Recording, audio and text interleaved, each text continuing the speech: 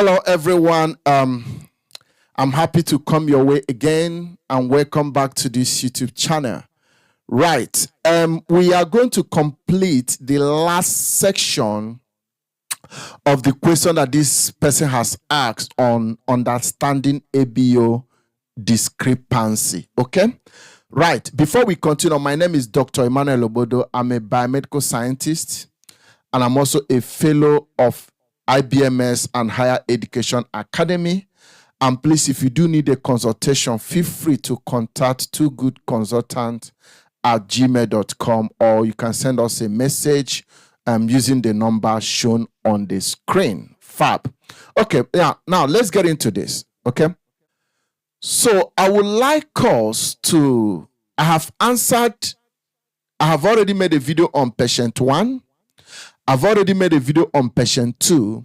If you've been following this, by now you would have had a clue of what the possibility of what my answer will be.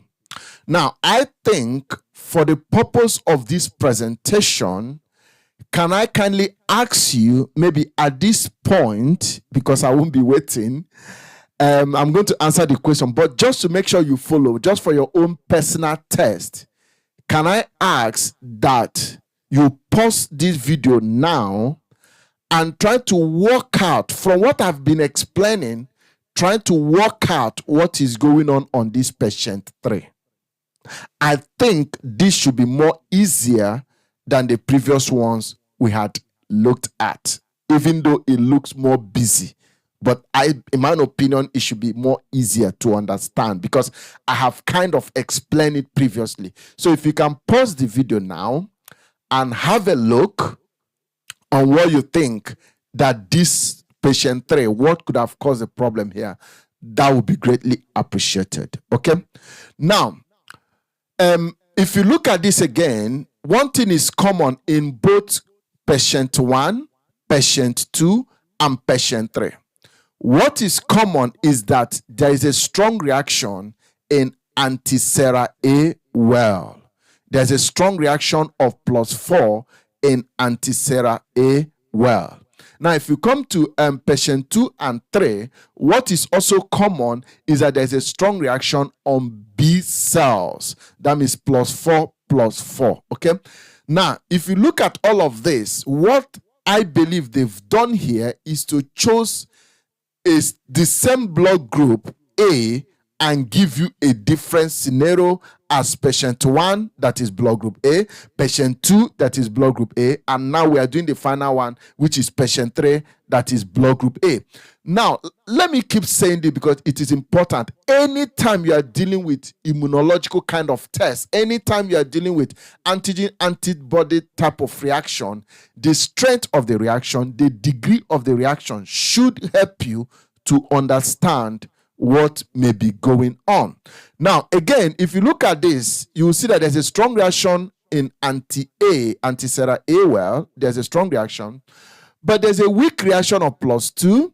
There's a weak reaction of +2 in both anti-B and anti-A and B.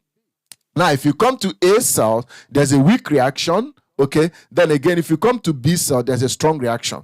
Then if you come to O cell, there's a weak reaction. If you come to auto, there is a weak reaction. Now, if you put together what you have understood from patient 1 and patient 2, which I have done on my previous video, you will now see that because of that strong reaction, you won't get it wrong to say that this patient is blood group A. So this patient is blood group A because the reaction is strong in anti-A, anti-sera A, and strong reaction in B cell because blood group A has antigen A and antibody B. Don't forget that ABO discrepancy is when the forward typing or forward grouping is not agreeing with the reverse grouping, or when the reverse grouping is not agreeing with the forward grouping. Now, if I say that this person is blood group A, why are we getting a reaction on anti-B? Why are we getting a reaction on anti-A and B? Why are we getting a reaction on A cell? Because someone that is blood group A should only react on anti-A and maybe yes, anti-A and B because of the A that is there, and then the B cells, that is where it's supposed to react. So having react in all the wells, that will lead to ABO discrepancy.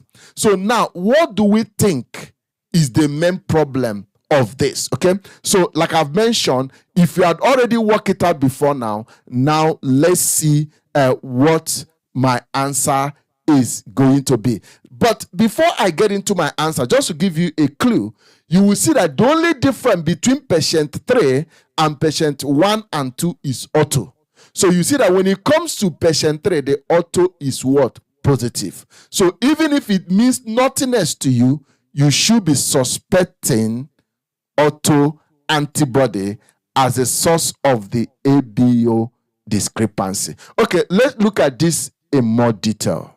Okay, let me stop you there. Okay, now I want you to do me a favor, because the statistics of this YouTube channel suggest that many people who are watching this YouTube channel, they are yet to subscribe. Okay, please do us a favor. Do me a favor, subscribe if you have not done so, and don't forget to share, like, and comment. That way, it can take this video to many people that this video will help. So together, we can help colleagues to be able to locate this video and get well prepared when preparing for their what? Their interview in biomedical sciences, or as the case may be. Also, I wrote a book, okay? And I believe that this book will help you if you are preparing for your interview. I want to kindly ask you to go on Amazon and get this book. I'm also going to put a description on this YouTube channel so you can, directly purchase from Amazon. Okay, let's get back to the video. Okay? Okay. Now, let's look at this quickly. So, like I've said, what is very obvious that is causing this very discrepancy is autoantibody. Maybe at this point, let me say this. Anytime somebody's body began to react against its own body, you are going to get a pan-reactive or pan-reaction. Let me repeat that. Anytime in ABO grouping, you notice that there is autoantibody. In most cases, there will be reaction all over the place. Because the reason why there's a reaction in all over the places or all the wells is because the person antibody is reacting against its antigen, or the person's antigen is reacting against its own antibody. So because it is self against self, and you are testing self against self, that autoantibody will cause reaction in all. Let me explain what I mean.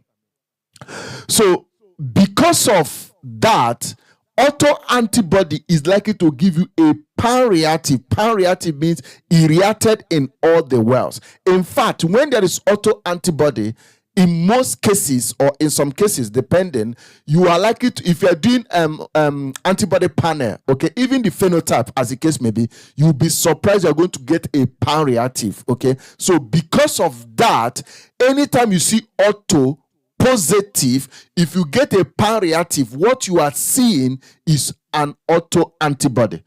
To be able to correct that, you need to do something against that very autoantibody so that you can be able to test the main thing that the main antigen or the antibody that the patient has got when it comes to ABO grouping. But otherwise, until something is done to that very autoantibody, you are going to get pan-reactive auto. Maybe at this point, I should also say, because I believe this result is already obvious, let me also say, at this point, when it is autoantibody, in some cases, it might be difficult to get a unit of blood that is going to be absolute compatible. In some cases, then, in the laboratory, you might have to issue what we call least compatible unit. Let me explain what that means.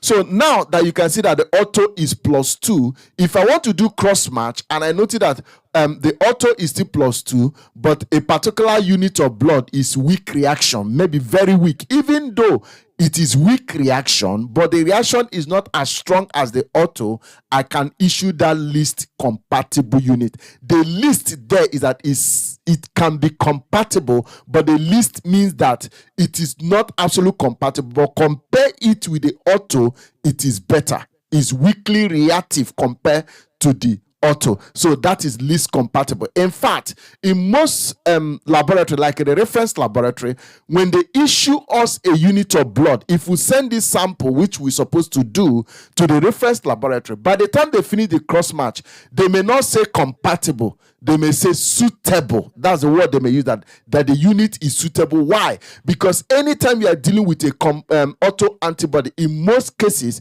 you may not get absolute 100% compatible unit. You might have to issue a least compatible unit, and they might want to use the word suitable unit for that patient. Okay, but that's by the way. So if you come back to this, you're going to see that we got a strong reaction on anti-A, anti-sera A well. We got a strong reaction on B cell, okay, which again confirmed that this patient is blood group A. However, there is +2 in other wells, which become an ABO discrepancy, because if the reaction was only on anti-A and B cell, that confirmed that it is blood group A, the analyzer will not have any problem interpreting that. Even if there is a reaction in anti-A and B, maybe the analyzer will not have any issue interpreting it because there is antigen A there. However, the reaction on B cells, the reaction on anti-B, the reaction on A cells, the reaction on O cell, and the reaction on auto makes it difficult for the analyzer to be able to tell you that this is this particular blood group, because the forward is not agreeing with the reverse grouping, is ABO discrepancy. Now, the primary cause of this, without thinking too much, is autoantibody. The autoantibody, the self against self antibody, is what is interfering in other wells and causing that reaction. So that's why I concluded by saying there is unexpected reaction with A1 cells, okay, which is the A1 cells here. There's unexpected reaction with O cells, okay. That is unexpected, and that is what that contributed to the ABO discrepancy.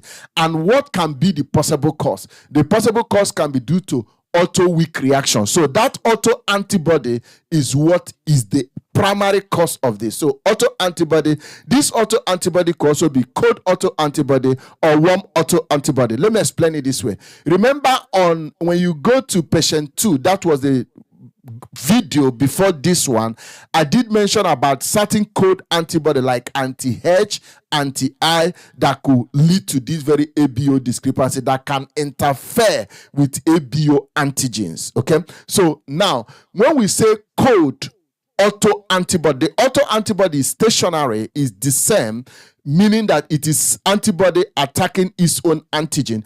Cold means any temperature below the 37, and warm is temperature 37. Does that make sense? Okay. So if an antibody reacts at room temperature or react at 4 degrees or like a refrigerator temperature, that is cold antibody. Does that make sense? Okay.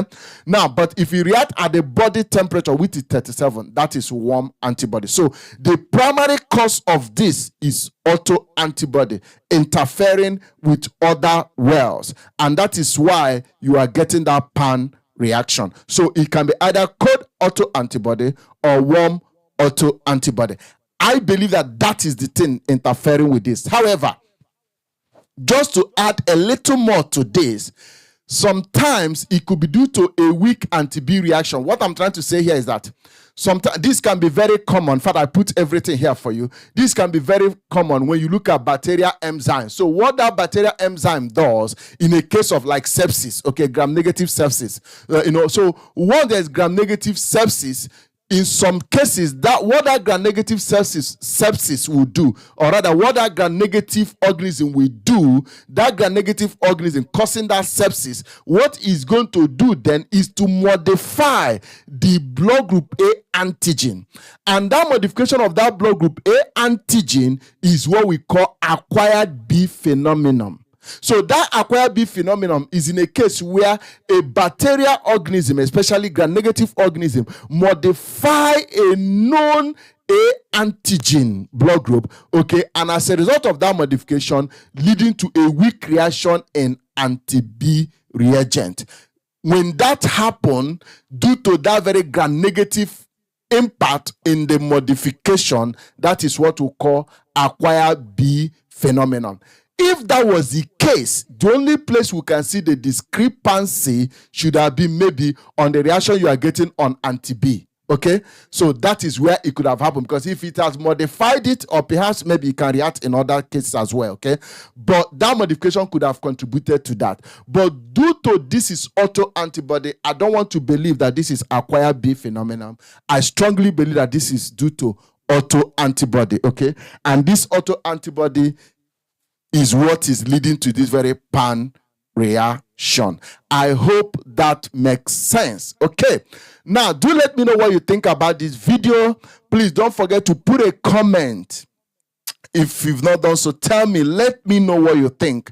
And if you have any video that you want me, or any topic you want me to treat, I want you guys to keep putting it, on the comment. I'm more than happy to make our time to do that video for you. And that is what this YouTube channel is there for. Don't forget to like, share, and make sure you subscribe. Please do me a favor and subscribe and share this video, so that many people who are preparing for interview as a biomedical scientist or medical laboratory scientist or health care scientist, as the case may be, or medical laboratory technologists, as the case may be, share this video to them, so that each one of us can contribute in helping colleague to come across this YouTube channel, and together we can help colleague to prepare better when they are going for their biomedical or their professional interview. I hope that makes sense. Please don't forget about the book that I wrote. The description is also going to be I'm going to put the link on the description of this very YouTube channel. Please, you can click and order your copy straight from Amazon. All right, thank you so very much. Do let me know what you think about the video and the guy that requested for these very videos. Okay, please do let me know if that satisfied your question. Okay, otherwise, thank you very much, and I wish you all the best till I come your way again. Ta-da, bye, bye.